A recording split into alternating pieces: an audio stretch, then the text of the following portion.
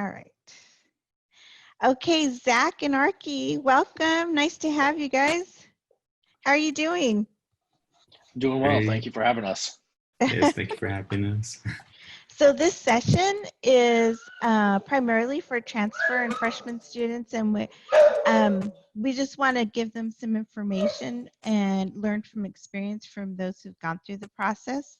I know Arky transferred to CSUSB, and Zach, you came here as a freshman, correct?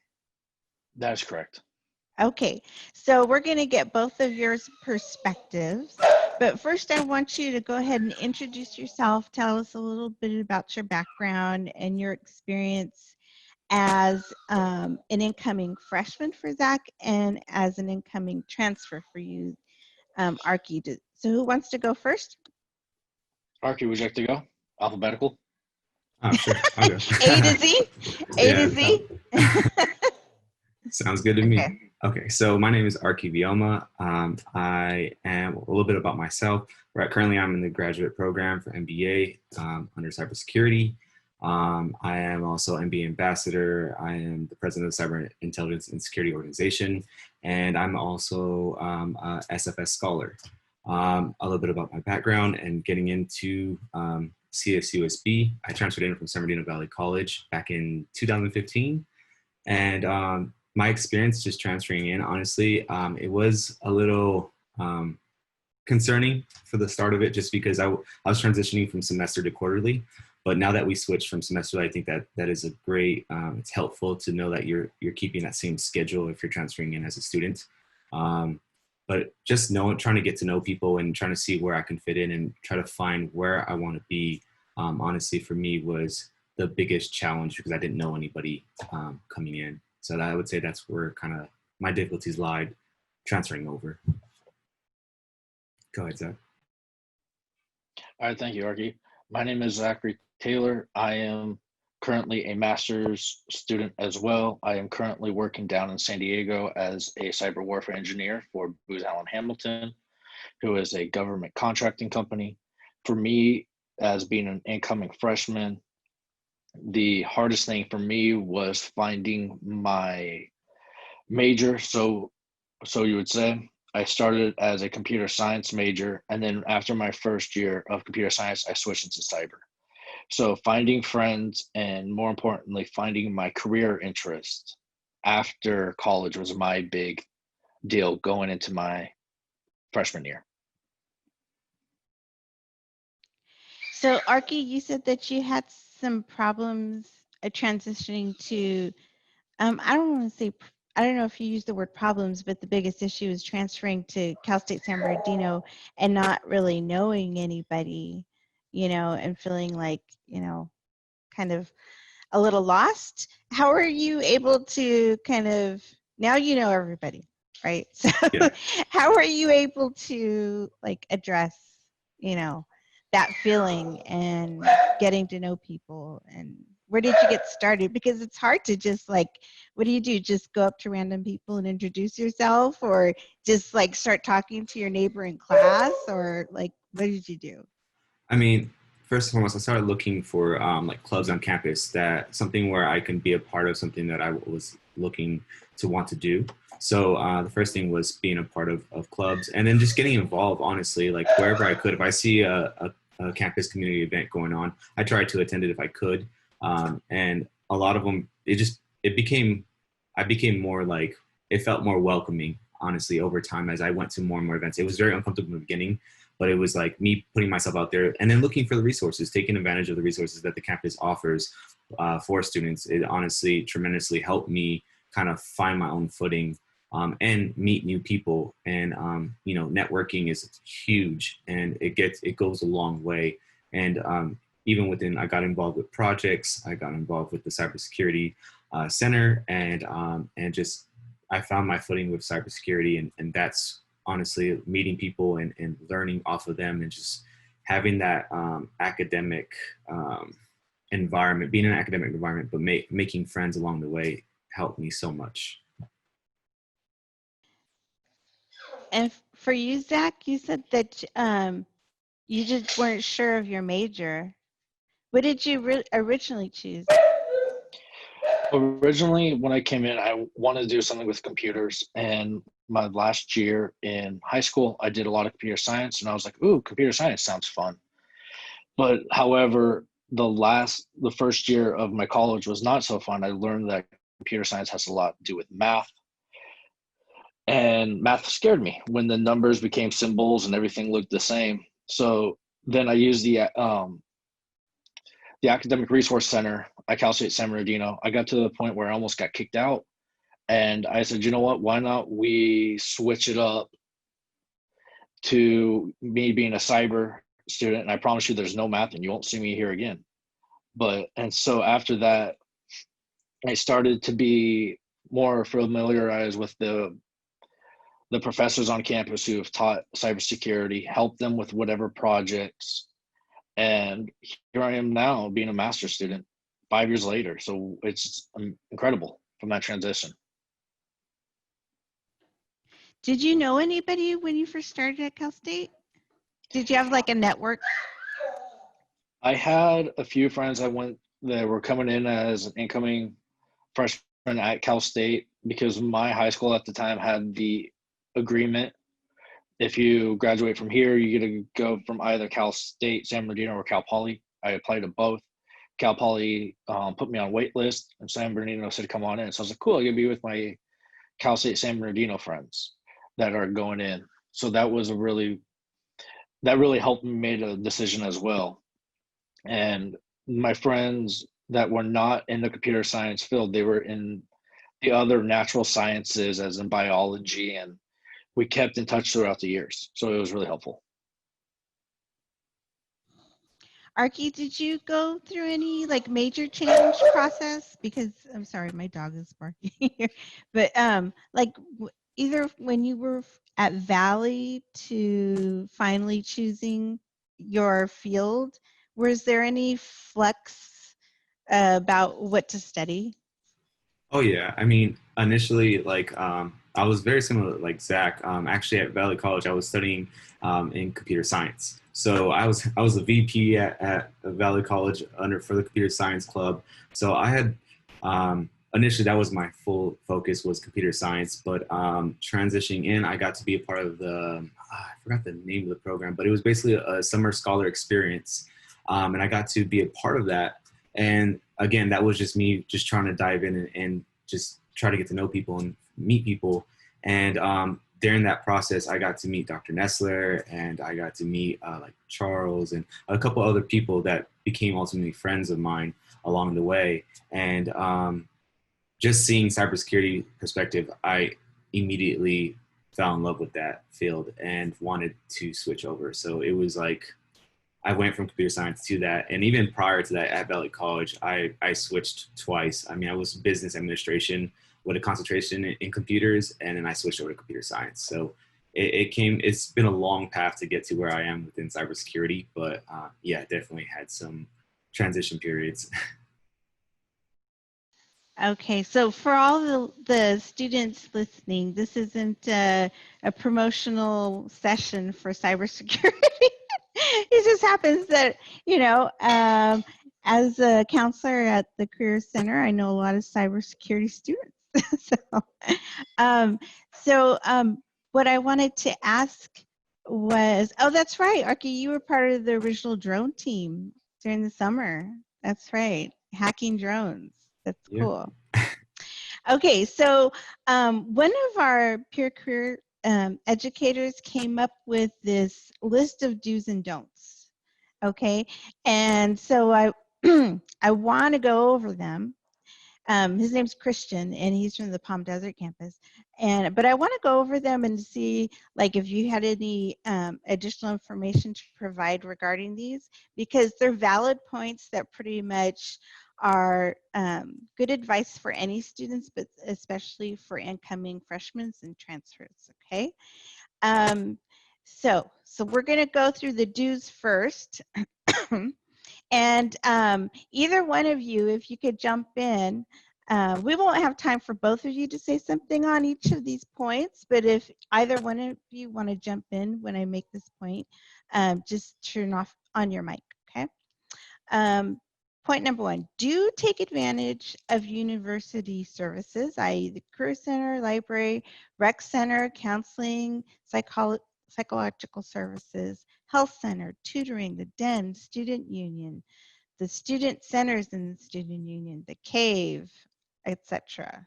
So that was point number 1, do take advantage of university services. Well, we can't speak highly enough of you, Val, but the university services with the resume guidance that Val has offered us through the Career Center is fantastic. She rips off all of our resumes and tells us to go back again and start from scratch.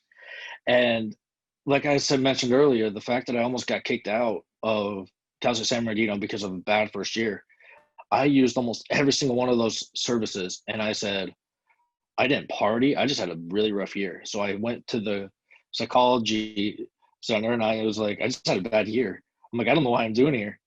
And they're like, just trust the process. And yeah, sure enough, when I brought in the letter and they're like, yeah, you're fine. Just, we don't want to see you here again. They saw me there again, but as a student employee, they're like, are you in trouble again? I was like, no, I'm not. But yeah, take advantage of that because you can be able to find on-campus jobs. The community as a whole is wonderful, and there's a reason why that we chose to be at this school for both our bachelor's and our master's. So there you have it. Thank you. Okay, so the second do, advocate for yourself. Now this is people are always saying advocate for yourself, advocate. Well, what does that look like as far as like actually doing something for yourself? How do you advocate for yourself at your university? So advocate yourself and ask questions. I mean, I feel like for me personally, it's honestly just like asking questions is like really just there's never a dumb question. I feel like when you're asking questions, whether it's to professors or to others, your other peers, or if you're in a club environment, any questions that you can ask, it allows you to get the answers you need, right, to navigate around and find your footing. Everyone has some sort of insight for you, and it's up to you to take advantage of that and take initiative. I think that the biggest thing is wanting to take initiative and putting yourself out there. And for me personally, I felt uncomfortable at first trying to advocate for myself in a sense of asking questions, reaching out to professors, whatnot. And it just took some time to just force myself to be out there and just get comfortable in that. And once you get comfortable in it, it becomes a lot easier along the way. Okay. Good answer. I'm going to let you guys both answer for this next one because it's a good one. Okay. Connect with your professor. Okay. So connecting with the professor, and it's something major, right? If you need help in an assignment or you're not understanding the class, go talk to the professor. They are here to help. And one of the things that at least I am recognizing, and I don't know if Archie has too, that in the master's program is the professors are here to help you. They're here to not make sure that you fail, but you're here to understand the material and that you could understand the class. And if you, as an undergrad, if I known of that secret, I would have gone to a lot more office hours because the professors are truly there for you to help. And you never know that the professor, when you go in there and you make that, maybe the mentor-mentee relationship or just a relationship with the professor, you might not know that there's some extracurricular activities that are involved in that. And when you get involved in those extracurricular activities, those are amazing bullet points for your resume. And when you go into getting your first interview, you'll look much better than the competition. Oh yeah, piggybacking off of what Zach said, honestly, they are there to help you. I've learned that. I was thankfully able to learn that in my undergrad, as well as my graduate studies, and it's like Zach said, they sometimes go above and beyond and give you additional resources. So they don't even help you with just that assignment, but they can help you develop your skills along the way, especially if that's your field that you want to be involved in. Professors that I've come in contact with and spoke with, they all, I don't know if they had this sixth sense about it, but they're able to see that, and they provided additional resources for me to help me develop myself. So I do encourage you all, whether you're starting out as a freshman or a transfer student, to definitely don't be afraid to reach out to your professors, whether it's a homework assignment or just a question, even outside of that, or looking for an internship, any of that. Like Zach said, I've had professors help me with letters of recommendation, or just direct me of areas where I can apply for jobs as well. So definitely take advantage of that. Thank you. I always like to use the example, you know how rich people have their own lawyers on retainer, you know, so that whenever they need them, they could just call them up at a moment's notice. Well, I think like faculty office hours are like your professors on a retainer. Like you can use them at a moment's notice, and that's your time, right? All right, stay organized and practice time management skills. Who has a really good example of time management skills and staying organized? Oh, I mean, for me personally, just being a part of the SFS scholarship, and just being a father of two kids, and having a wife who's a teacher as well, it's honestly, having to have time management is very, very critical and crucial for me. So it's a balance of school life and making sure you have enough time for each individual class, as well as outside of class, any commitments that you have. As for me, is for scholarship, with the scholarship program, is having to take time to study and advance myself with my soft skills and within my career field. So for me, it was like studying for certifications and just preparing myself for job fairs, taking advantage of the resources on campus and utilizing those to help me along the way as well. But a great example is just honestly, my morning would be from dropping off my kids at school at 8 a.m. to getting to class at 10, and then having some lab hours and being part of projects throughout the day, and then at night doing my homework. So it's just really, it's very critical to make sure you're doing that. That schedule sounds painful. That sounds crucial. And I know Zach like works 40 hours a week at his job, plus is in the master's program. So that's crazy. Kudos to both of you. All right, last do. Do try new things and make new friends by getting involved.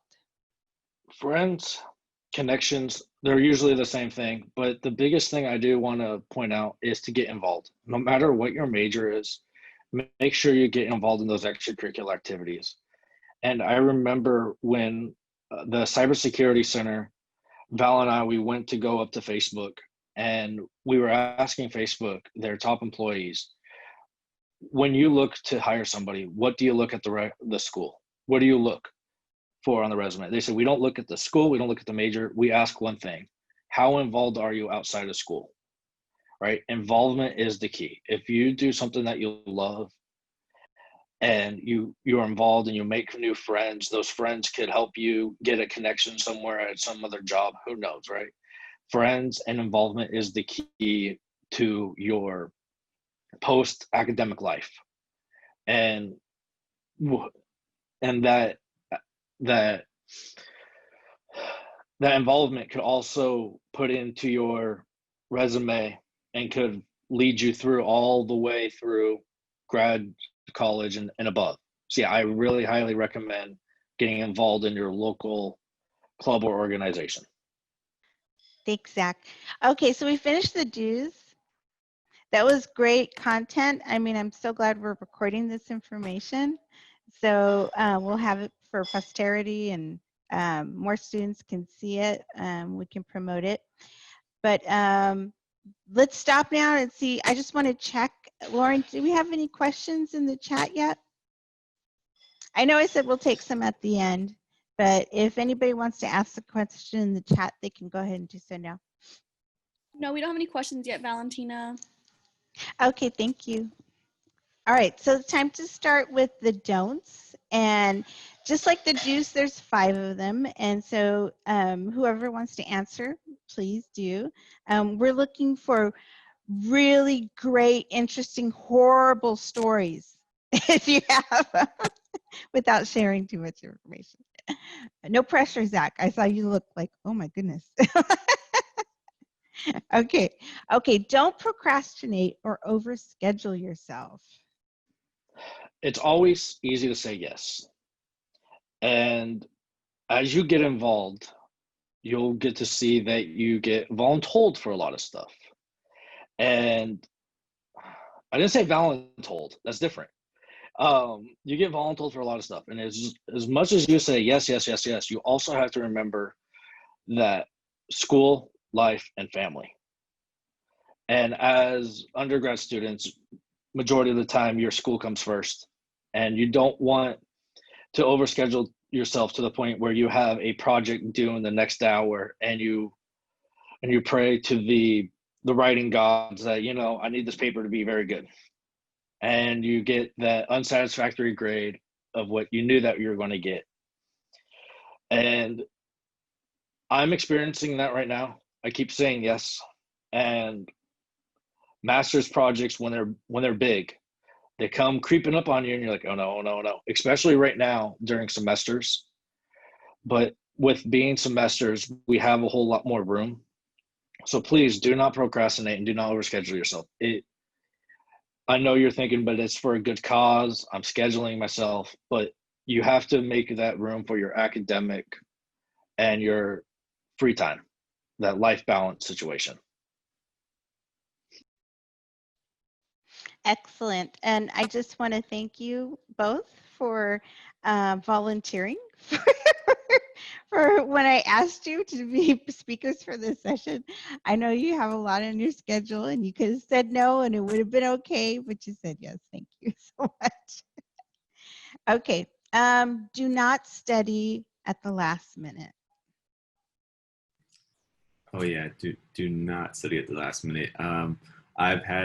I've come across a couple of times where well, it kind of bleeds into the other one of don't procrastinate and overschedule yourself, but for me, it was overscheduling myself and saying yes to a lot of things. So I kind of put studying on the back burner, and just this last assignment, just like last week, as being president, I've scheduled myself with Zoom meetings. So there's days where I was having like 4 or 5 Zoom meetings and then trying to do other things. And so at the end, I ended up having to study for my quiz that was due by 11:59 on a Friday night. And it's just that whole point of studying last minute, you can, it's short-term memory. So like, yeah, you can do great, but it's like, are you really learning that material? And you're only doing a disservice to yourself if you're not taking the time to actually learn the material, because it's the whole point of going to school. So for me, it's like having to go back afterwards and do more time, take more time aside to learn that material specifically to get something out of it. And that's the biggest thing I would say is don't put off studying until the last minute for that, because you only hinder yourself. I would say that's a big one because a lot of research has shown like the biggest factor for student success in college, time and time again, comes up as time management. It's not like how smart you are or like how good the school is. It's a student's ability to manage themselves. And studying at the last minute is just, you're not practicing good time management when you do that. So that's super important. Okay, next one. Don't forget to visit your academic advisor to plan ahead. Yes, and just like I said on the dues, right? Take advantage of these services, because when you take advantage of the writing center, the resume builder, and everything, it will help you plan ahead, not only in your future classes, but in your future. You can have a great resume and find that perfect ideal job. You're paying for it out of pocket with your tuition fund. So make sure that money is getting well spent. You use them because it will help you in the long run. Did either one of you ever experience having a hold on your Coyote account because you didn't go for advising? Yes. Mister, I almost got kicked out. I'm so Oh, yeah. surprised to hear about that. This is the first time I've heard that you almost got kicked out of college. That Mhm. blows me away. All these years that I've known you, I can't believe that. And it was literally, I know this is just going back to the self-talking points. It was that whole thing, don't procrastinate, don't do stuff last minute. And now I try to get stuff in a week in advance if I can. Mm. But it's that whole point of, practicing self-care, just making sure that you make time for yourself, your studies, and everything else. So, yeah, I've learned the hard way. So Not fun. when you're planning your schedule, like, you're looking at your class schedule, all your other responsibilities, how far out do you plan? On the first day of Either one of you. okay, so on the first day of every class, or at least when Blackboard hits up, I see the calendar. I immediately put everything on my calendar, virtually and physically on my wall. So every morning at whenever time I get up, I'll say, "Hey, you have an assignment due next week. All right, gotta get on that. Gotta get on that because if that if I don't get those daily reminders of, hey, you have a thing coming up, they will stack and they will come back and haunt you. And the only disservice is going to be to yourself because you don't want to fall behind in those classes." Okay, so you mentioned this, Zach, in your last answer, but don't forget to practice self-care because that looks like different no matter who you are. Self-care could be like anything. Self-care for one person would be harm to another person, right? So how do you practice self-care, and how do you make sure that you um, keep it as like a habit? Bedtimes, getting enough sleep, right? And there are some times that I've caught myself answering to whatever assignment and it's like 1 a.m. in the morning. I'm like, oh, shoot, I got work at 6. This is going to be a problem. But, eating, making sure you have breakfast, getting the full 8 hours of sleep, that's at least what keeps me going. But I know, like you said, the answer varies from person to person. But at least for me, it's sleep and eating, making sure I get all meals during the day. Because there are some times where you just work straight and you're like, oh, shoot, I haven't eaten anything all day. And you're like, well, you know what? You need that food to burn off energy. So, yes. If I could add to that just a Yeah. little quickly, also exercise. I mean, it's very easy, especially now because we're all virtual and everything is virtual for this year. I do encourage you all to do some sort of exercise, whether it's stretching or going for a walk or something. I try to make sure I do that because it's easy to be sitting here on a desk for 8 hours studying in Zoom sessions and whatever else I have to do. But it's like making sure to go out and just have that ability to kind of allow my body to reset. It's very helpful to me. So yeah. So I want to ask you both a question specific to how do you make sure you get enough sleep? Because I understand, and I think this is pretty accurate, that a lot of people in your field are most productive like in the middle of the night, like at 2 a.m., just like da da da da da da. Like there's so many night owls for people who are in tech, and like things happen overnight because there's so many people like being functional at night in technology. So how do you, with your hectic schedule, make sure that you're not like in there involved at like 2 a.m. when everything's happening or whatever? At least for me, my job and the university is very nice and it fits well with the schedule usually from 7 to 3 or 8 to 5. It's work and then afterwards it's school, right? So at least they don't collide with one another, but that whole point of where does it all fall into a schedule, that's usually my weekends of doing homework and catching up. So that's at least for me, and I try to go to bed usually around 10 or 10:30 depending on the class and time, right? If I could get that, I consider that a good day. But sometimes, like you said, stuff happens. So I mean, I think for me, my schedule is slightly different. Usually the weekends, I try to work as much as I can during the week, so that way the weekends are for family time. And if I have any last minute things I need to do, I take care of them then. Uh, one thing I try to do for me personally is I set myself a schedule and time frame. Okay, I'm going to work until this time of night, and if I don't have anything to do after that, I try to stop an hour before bedtime. So it takes an hour of getting away from screens and just stepping away from technology to just relax. Mhm.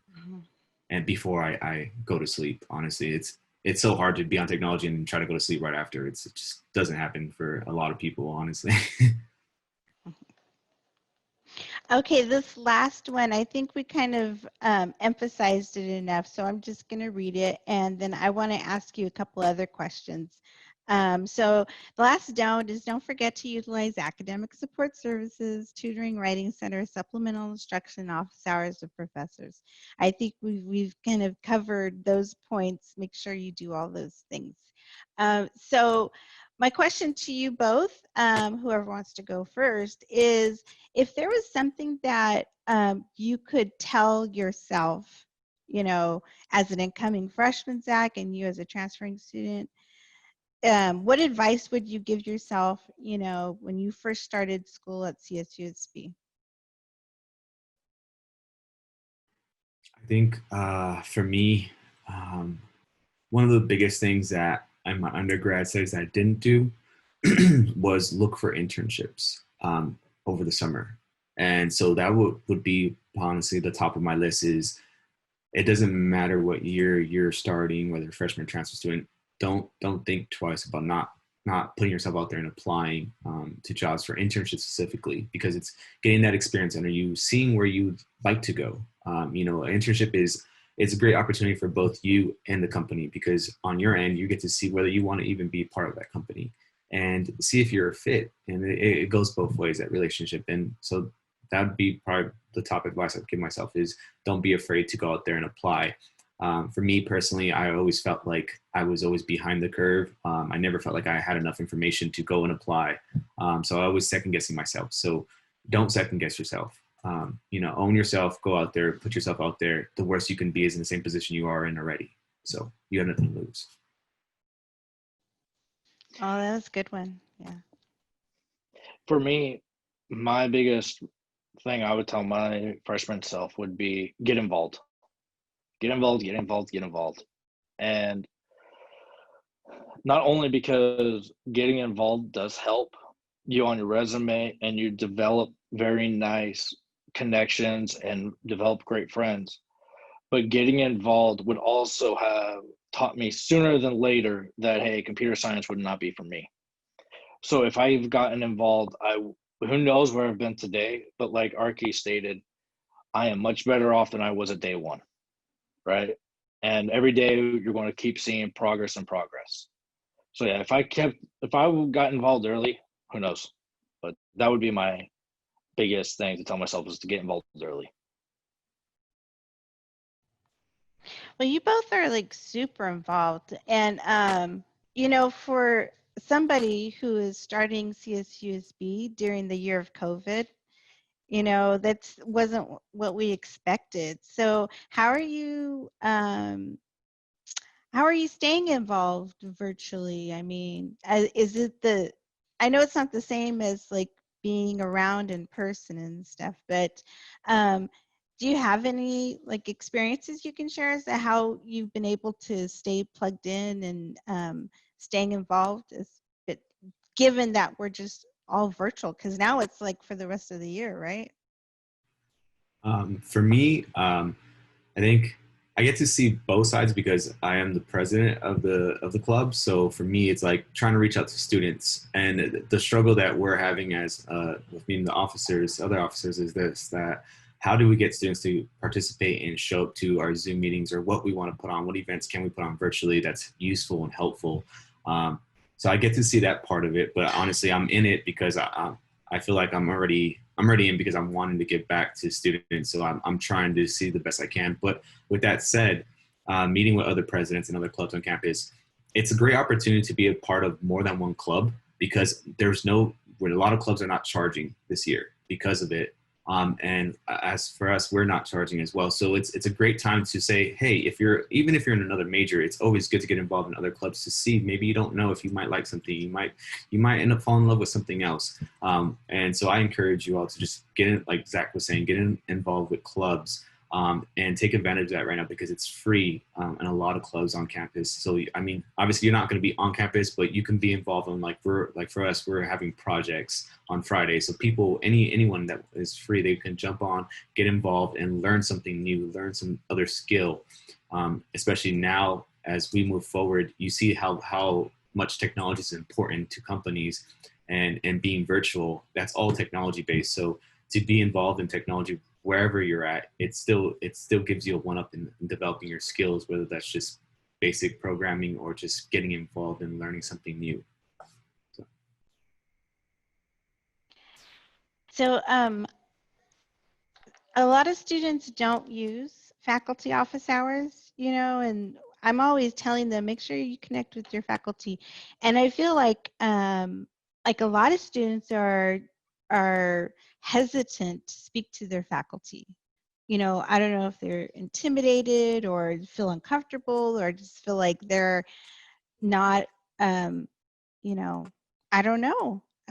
They just don't like to talk to the faculty for whatever reason.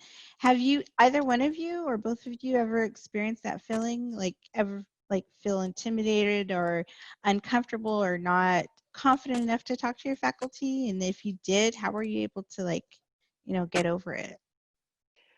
For me, it is more of my grade, right? And that's where it comes over. It's like, do I really want to put my emotions aside just for my grade to fall? And when I eventually reach out to those professors and say, hey, I need help. My grade's failing. What can I do?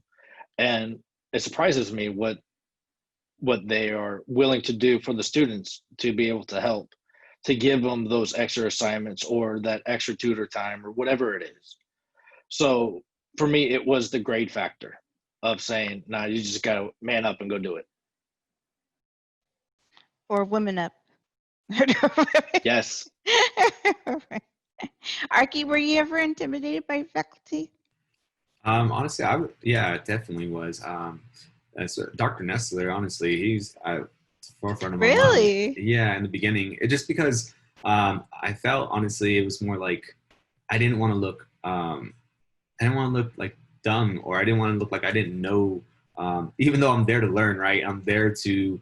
It still was like it was something that's always been in the back of my head, like, oh, I need to know more before I can go to my professor. So the way I went about it was just honestly I just did it. I've learned so much just by saying, or I've come a long way just by saying yes to things and just putting myself out there. And it just got easier and comfortable over time. And that's what it is. It's honestly, it's just this thing in the back of your head where you're second guessing yourself and just doubt. It's like self-doubt. Again, it plays into that. And it's just more you just got to just do it. Honestly, that's what I did. I just did it. Even if I was uncomfortable, I did it. And over time, it was like, it just became second nature, honestly. So. Thank you so much. I think your feedback went a long way to making encouraging students to approach their faculty, because it's such a vital part of your college experience. Okay, so I'm going to turn to the students now. We have here Alan Velasquez. Do you have any questions for either Zach or Arky or both? I have questions for both Zach and Arky. I put it in the Q&A box as well. Oh, you did? Yeah. Oh, go ahead and ask your question. I wanted to ask if you guys had any study tips, like retaining information.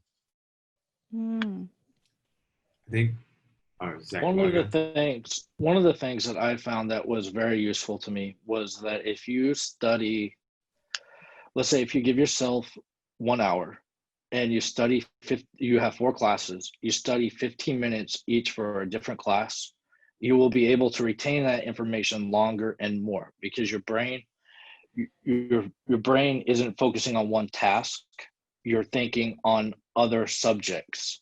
It makes your brain exercise parts of it that hasn't already. So if you when you go back to that first 15-minute session, like, oh, I remember this.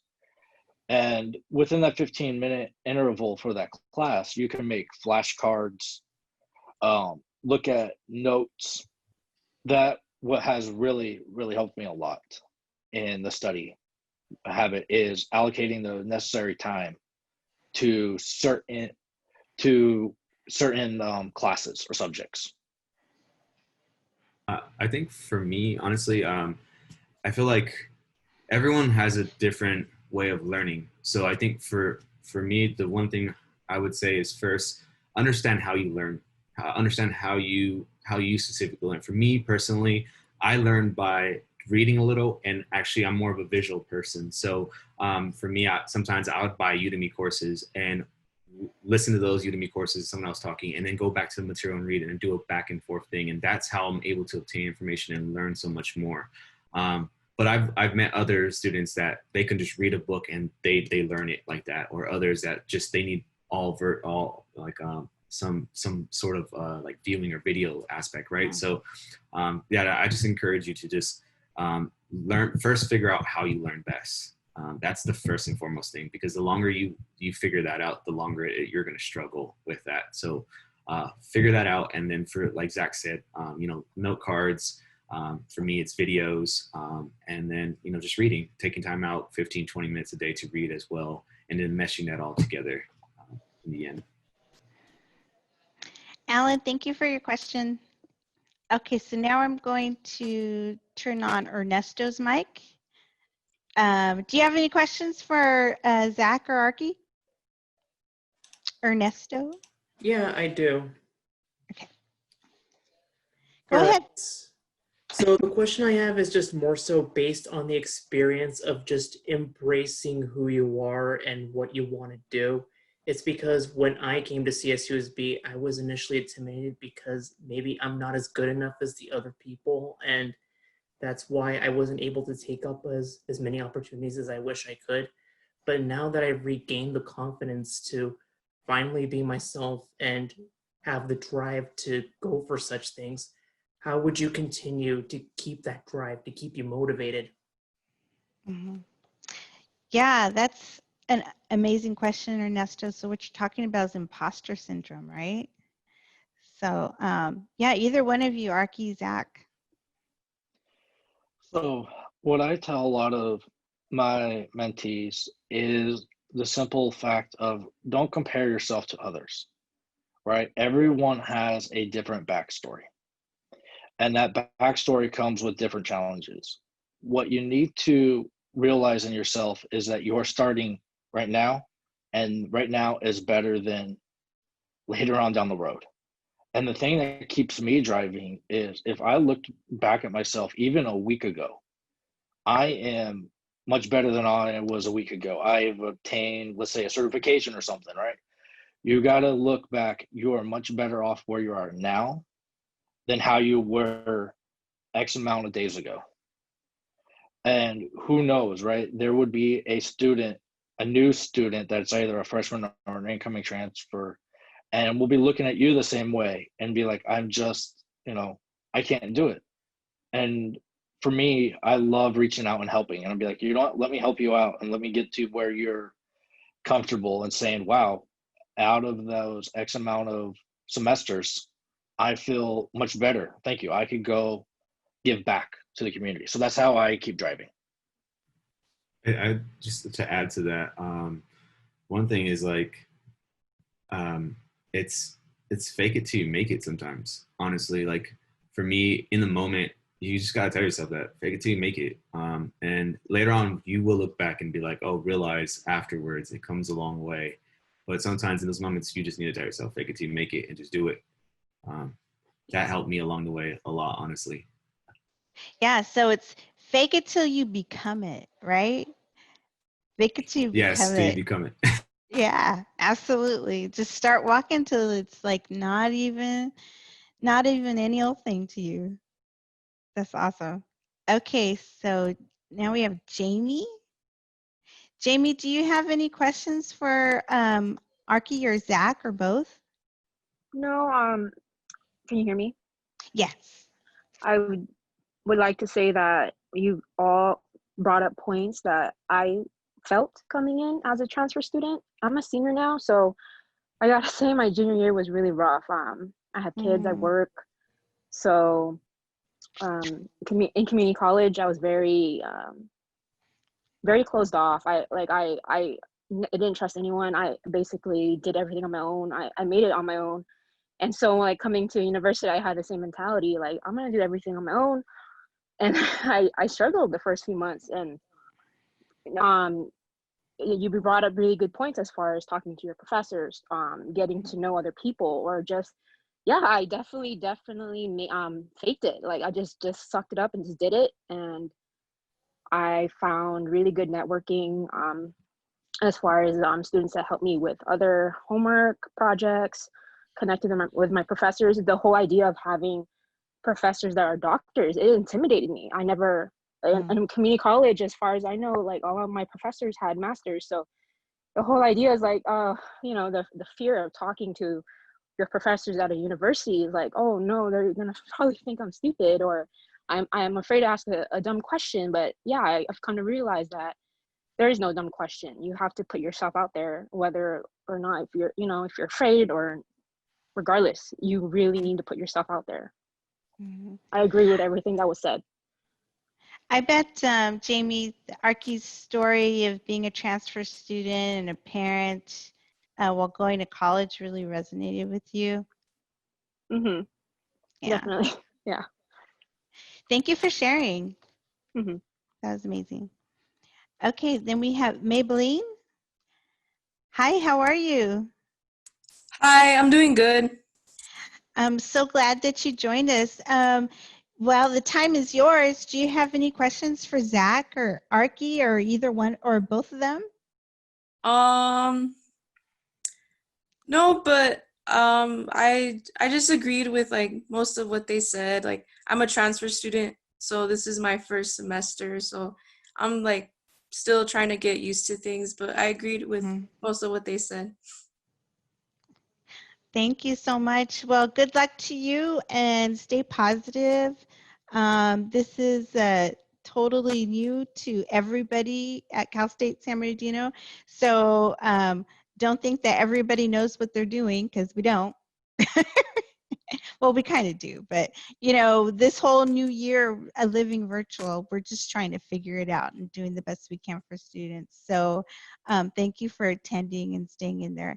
So Zach and Arky, we have just a few minutes left, so I want to hand it off to you. Do you have any, other than what you've said, obviously, do you have any just advice that you'd like to give students, whether they're incoming freshmen or transfer student at CSUSB, to make sure that they're, you know, making the time there as successful as possible, or just otherwise? The one thing I will add, and I'll finish off, is make sure that you're doing what you love. Make sure you're studying a subject that you love, because if you love the subject and you're passionate about it, that will help you go a long way. And you don't want to sit down in classes and be like, why am I here? Right? As long as you're passionate about the subject, you will go far in life with it. I think for me, it's just like, just don't be afraid to get involved. I think that's, I would like to drive that the most. Like whether you're freshmen or transfers, get involved in projects as soon as you can. Get involved with clubs as best you can, using Coyote Connection or just reaching out to people. With that said, I don't mind putting my email, if that's okay with you, Val, out there for anybody that wants to get in contact with me. If you're interested in anything with cyber related, or if I can help you in any other way, I'm also MBA ambassador. So I'm happy to help. What's an MBA ambassador? Basically, I'm a leader for the MBA students, and just being an eye and ear for students out there, whether there's issues on campus or virtually now. And also Uh-huh. just helping out, directing, getting the resources that students want or need, and direct them in the right way, or just providing those resources if I can myself. So Mhm. we're actively doing that. So every Friday we put on something for students, whether it's like resume development or something like that. So with that said, I'm putting my email up there. Okay. So feel free. Thank you very much. So I'd like to thank you both for sharing some time. I know you have really busy schedules, and again, this recording is going to be shared and seen for students, incoming freshmen, transfer, or anybody who needs just the information. So without further ado, I'm going ahead and wrap this up. Thank you again for coming. Thank you, Val, for having me. Good Thank you, talking with Val. you. It's always nice seeing you. You too. You too. Good luck to this year for you guys. Thank Bye. you. Thank you. Okay. Bye. Bye.